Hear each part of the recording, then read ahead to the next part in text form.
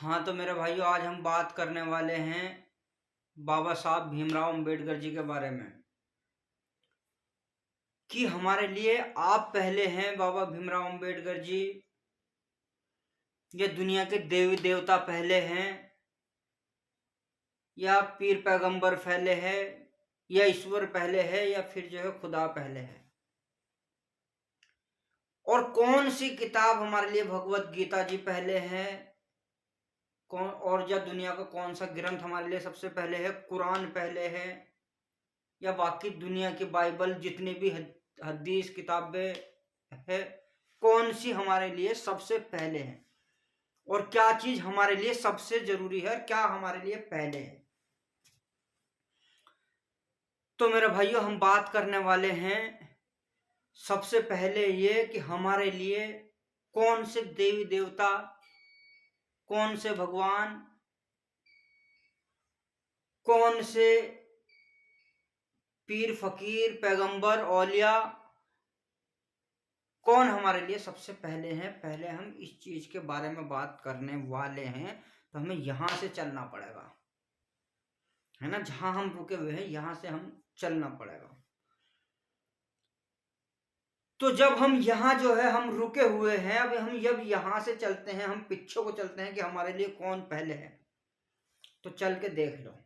ईमानदारी से यहीं से सोच के देख लो, हमारे लिए अगर देखा जाए तो सबसे पहले कौन पड़ेगा जब हम पीछे को चलते जा रहा है। आगे को नहीं जा रहा है,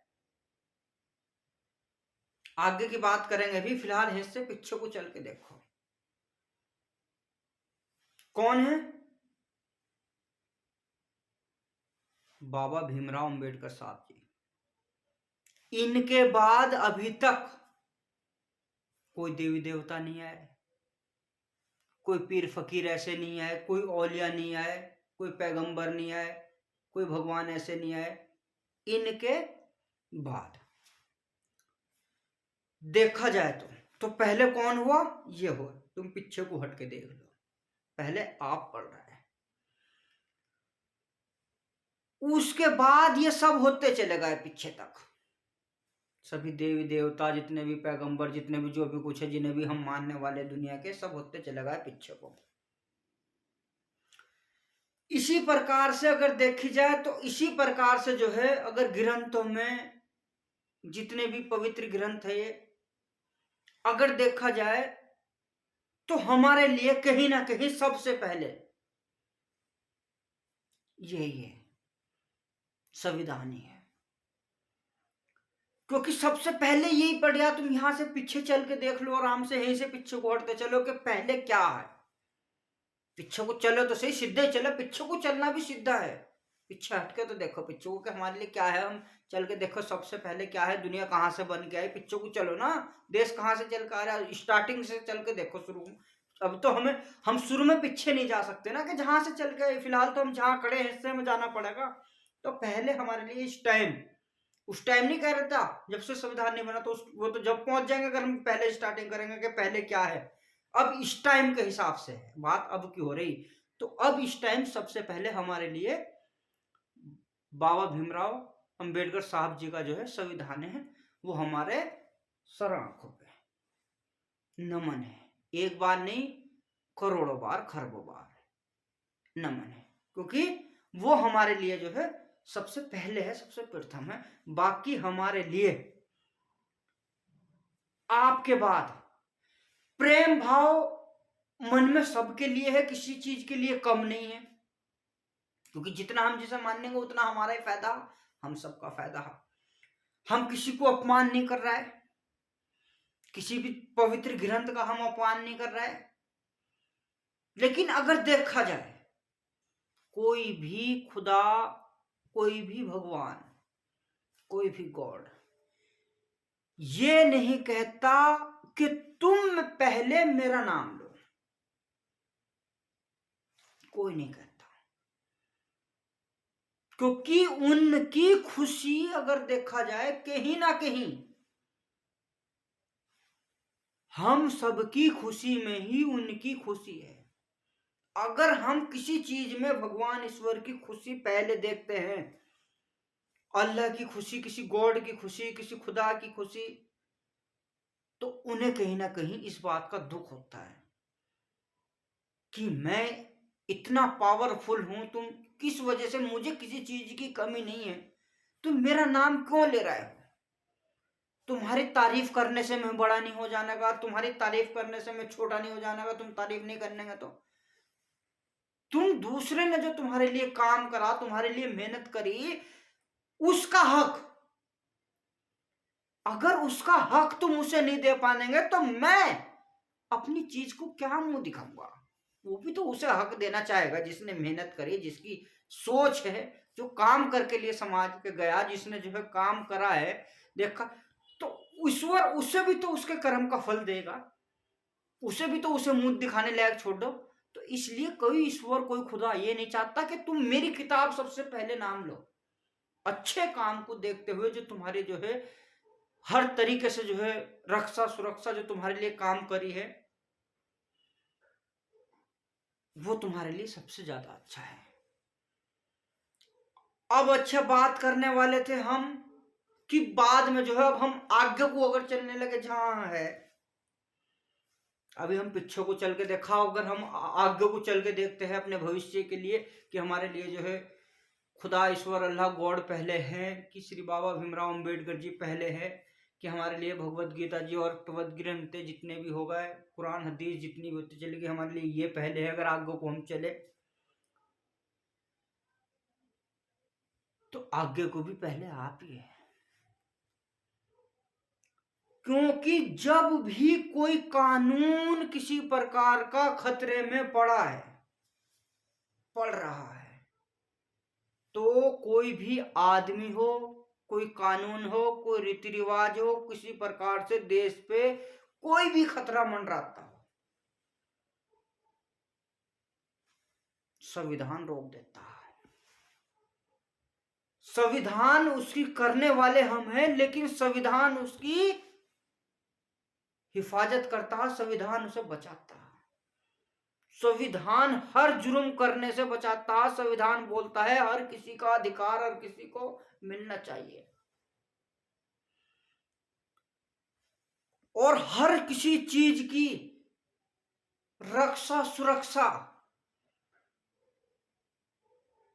तुम आज ही संविधान हटा दो, हम ये कह दो हम आगे को चल रहा है, इसे पीछे छोड़ दो और पहले संविधान नहीं पढ़ रहा, तुम ये देखो कि जुर्म कितने होने लगेंगे, कितनी मुसीबतें आ जाएगी। मैं ये कह रहा हूं कि संविधान अगर जो है देश में ना होता, श्री बाबा भीमराव अंबेडकर जी बचपने से विद्वान थे, मैं नहीं मान सकता कि जो है वे आप जो है पढ़ लिख कर विद्वान हुए, क्योंकि इस बात का अंदाजा इस चीज से लगाया जा सकता है कि उनकी लगन कितनी थी। गरीब घर में होते हुए उन्होंने जब लोगों के ऊपर भेदभाव होते देखा, वो बचपने के टाइम से देखा होगा उन्होंने कि यार इतना भेदभाव, इतनी परेशानी, इतनी ये चीज, अब वे मजबूर हुए होंगे,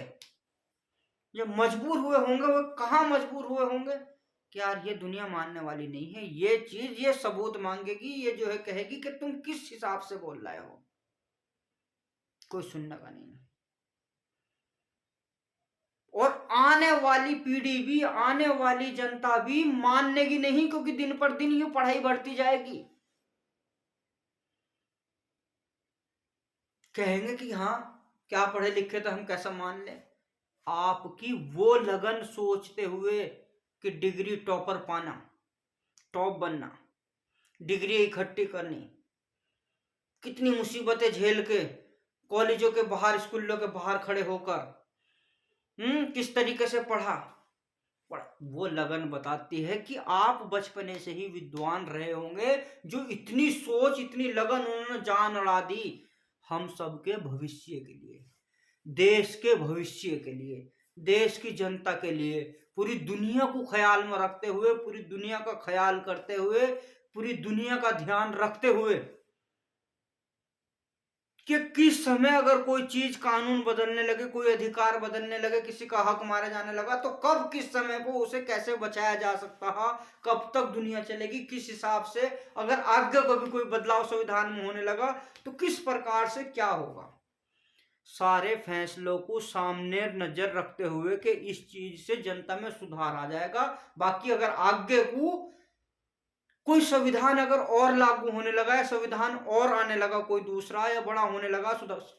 संविधान और बढ़ने लगा जनता के साथ साथ, तो यो संविधान जब तक जनता को जागृत कर देगा, कल के दिन को अगर जो वो संविधान बना, कोई नया बना, कोई दूसरा उससे आगे को जो है बढ़ा दिया गया, बन गया संविधान दूसरा हो गया, अगर किसी वजह से वो दिक्कत करने लगा, किसी ने जो है रूल बना दिया कोई, तो यो संविधान फिर भी उसकी हिफाजत करेगा, क्योंकि बाबा भीमराव अंबेडकर साहब जी, हम उन्हें हल्के में लेते हैं। उनकी बातों को जरा सोच कर देखो, वे दुनिया में हर किसी के भले के लिए सोचते थे और निस्वार्थ आदमी थे, निस्वार्थ आदमी थे, किसी से कोई लालच नहीं था, किसी से कोई लोभ नहीं था, करना चाहते थे तो देश के लिए, देश की जनता के लिए, देश की हिफाजत के लिए, देश की एकता के लिए। सोचो अगर संविधान देश में ना होता तो ये दंगे फसाद लड़ाइयाँ, ये चीजें बहुत लड़ाइयाँ होती, बहुत दंगे फसाद होते, बहुत मुसीबतें होती, एक दूसरे का हक मारा करता, एक दूसरे को आदमी सताया करता, एक दूसरे को बहुत ज्यादा वो करा करता। अब उस हिसाब से अगर जो है देखा जाए तो ऐसी स्थिति आ जाती, अगर ये संविधान देश के अंदर ना होता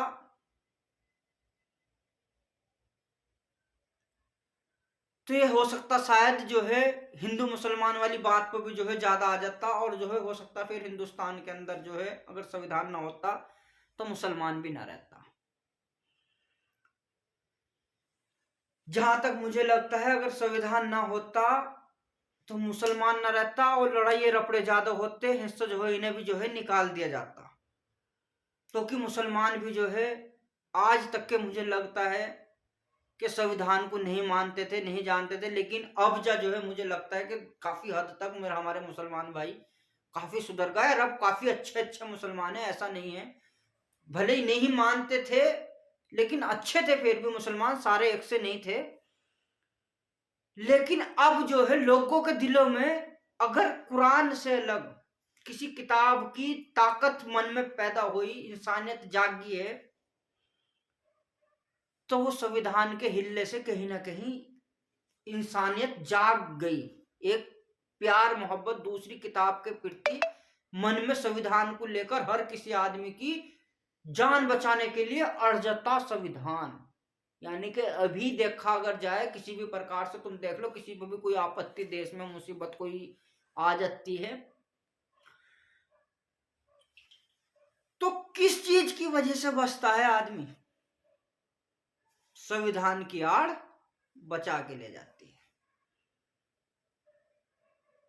कोई भी आदमी हो तुम देख लो, जो कोई किसी भी मुसीबत में है, कुछ भी है, कैसा भी है, उसे जो है संविधान की आड़ कहीं ना कहीं बचा के ले जाती है और बचा लेती है। तो जो है मेरे भाइयों मैं कहना चाहूंगा कि जो है हमारे लिए सबसे पहले बाबा भीमराव अंबेडकर साहब है और आपका जो है पवित्र ग्रंथ है हमारे हिसाब से। तो बाकी आप लोग क्या मानते हो हमें कमेंट में जरूर बताना। भाई किताब हमारे लिए सभी सर्वोपरि है, लेकिन जहां तक मुझे लगता है, पता नहीं क्यों अब मुझे लगता है कि जो है आपने क्या सोचा होगा, किस हिसाब से कहा होगा, सब जानते हुए भी आपने किसी के पक्ष को निपक्ष नहीं करा। ये भी आप पहले जानते थे कि मुसलमान देश में जो है किसी की सुनने वाला नहीं है, ये अपनी ही अपनी चलाएगा, पहले जानते थे, किसी चीज को मानने वाला नहीं। लेकिन ये वो भी पहले जानते थे कि कल के दिन को अगर कोई देश में आपत्ति आती है तो तभी धर्मनिरपेक्ष देश भी बना के गए, फिर भी बचाव ढूंढ के गए निपक्ष, कि कल के दिन को अगर इनके साथ अन्याय होने लगा और संविधान ये लागू होगा तो याद करेंगे, बचा दूंगा, मेरा संविधान बचा के ले जाएगा। ये अब मेरे जीते जी, मेरे रहते रवाते जो है अब मुझे नहीं समझ रहा है, क्योंकि इन्हें मैं समझता हूं, इनकी इन भावना से, जो इन्होंने जो है इनकी कुछ बात सुनी कि देश का मुसलमान जो है देश के लिए जो है देश को समझने वाला नहीं है, ये अपने असूलों पे जो है इन पे ही चलेगा। कुछ बातें ऐसी सुनने में आई कुछ जहन में, उस हिसाब से पता लगता है कि ये किसी किताब को मानने वाले नहीं है, किसी शरीयत को मानने वाले नहीं है, ये किसी कानून को मानने वाले नहीं है, किसी किताब को मानने वाले नहीं है। इस बात को जो बाबा साहब भीमराव अंबेडकर साहब जी ने जो है समझा है, जानना है, इस बात से अंदाजा लगता है कि सब धर्मों से बहुत प्यार करने वाले आदमी थे, बहुत सब धर्म से प्यार करने वाले आदमी थे, हर एक धर्म से दिलो जान से लगाव रखने वाले थे, दिलो जान से प्यार करने वाले थे। लेकिन जो उन्होंने हिंदू धर्म से जो बौद्ध धर्म लिया वो उनकी मजबूरी थी, क्योंकि जो है उनकी मजबूरी वो इसलिए थी क्योंकि उसमें भेदभाव था और वो हर धर्म को उन्होंने दिल से मानना जानना, लेकिन उन्होंने जो है इस्लाम धर्म को भी उसी हिसाब से जानना और वो इस्लाम धर्म अपना लेते। अगर ये सब शरीयत कानून किताब इन चीजों को मानते, देश को अपना मानते होते, उस समय पे देश के प्रति हर तरीके से प्रेम भाव रखते होते, तो मैं 100% कहता हूँ बाबा भीमराव अंबेडकर साहब जी इस्लाम अपनाते। कब? अगर ये देश की परंपरा को, देश की संस्कृति को, देश के पूर्वजों को, देश की मूर्तियों को समझते होते, सबकी पूजा करते होते तो, क्योंकि इसमें भेदभाव नहीं था। लेकिन नहीं, उन्होंने जब देखा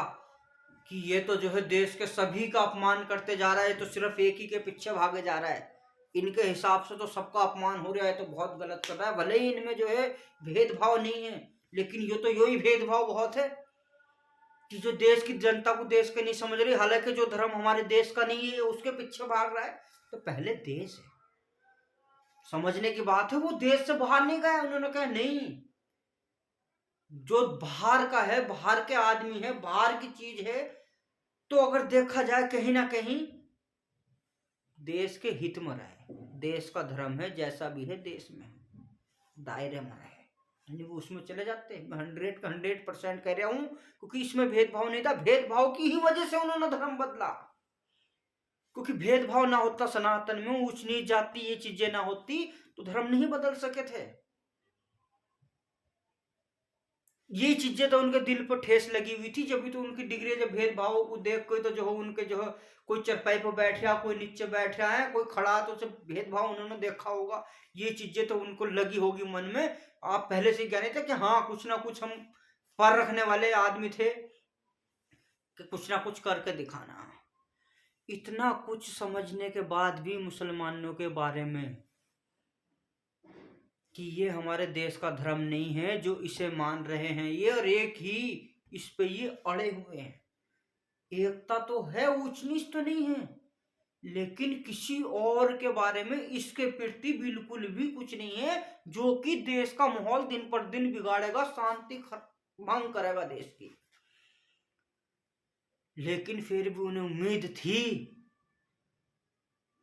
कि लो तुम मान तो नहीं रहे, लेकिन ये संविधान फिर भी तुम्हारी रक्षा करेगा और तुम एक ना एक दिन